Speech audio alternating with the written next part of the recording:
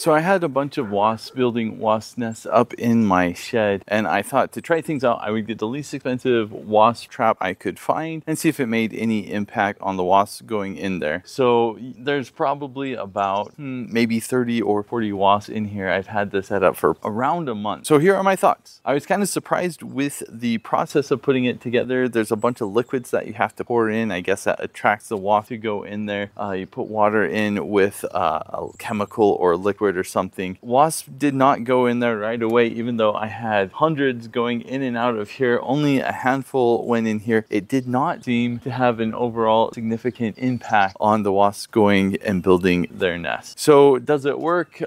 Yes, to an extent. I mean, it did trap and kill a fair amount, but all the liquid has dried up, and I can put more stuff in if I want to and continue to maybe attract and kill wasps. The reality is I feel like it's just too much work for me. I would rather just take care of the nest itself and then fill up all the areas where wasps are going in so they can't build a nest there. So that's what I did, and that seems to have been more effective than the wasp trap, but it does work to an extent. So yeah, I don't know. There you go. Wasp trap.